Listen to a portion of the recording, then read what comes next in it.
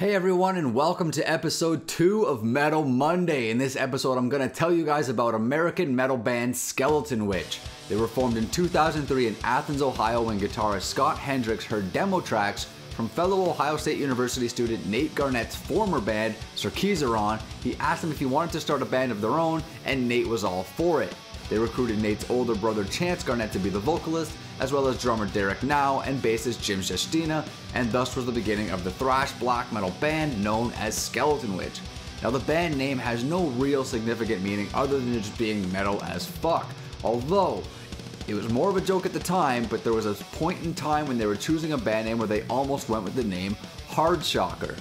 Now song lyrics for Skeletonwitch often refer to demonic possession, torment, death, murder, pain, suffering, sin, sacrifice, and anti-religious ideologies.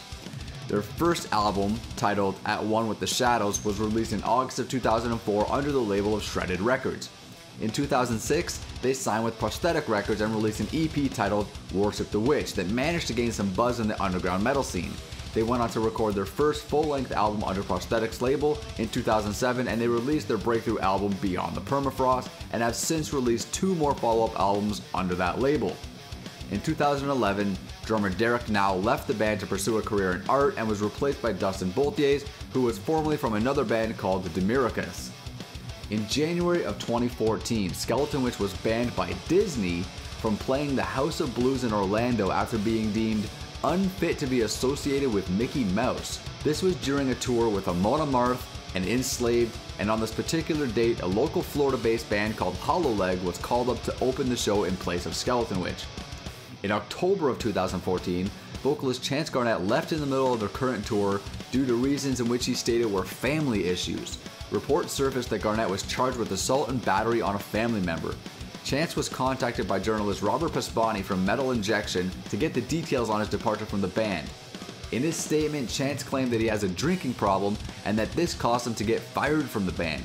He was asked about the reports which surfaced regarding the assault and battery charges, but Chance refused to comment on them. In 2014, the band donated all of the proceeds from their limited edition 7-inch vinyl of their third album, Forever Abominations, to the Athens County Humane Society and the Columbus organization Pets Without Parents. A total of $4,200 was split between these 2 animal charities. The band members are all animal lovers, and founding member Nate Garnett is particularly fond of cats. In March of 2015, Skeletonwitch announced that former Cannabis Corpse vocalist Andy Horn will be replacing Chance Garnett for their upcoming European tour. There is currently no official vocalist in the band, and their future is uncertain.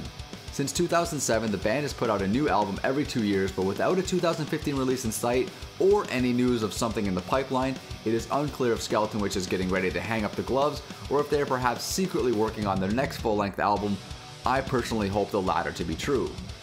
Skeletonwitch is just one of those bands that slays in every song on every album. They're fast, brutal, vicious, and relentless, and this shows both on records and in their live performances. But that's going to be it for this episode of Metal Monday. I would recommend any fans of the thrash or black metal genre, or just anyone looking for some brutal ass-kicking music, to definitely check out Skeletonwitch.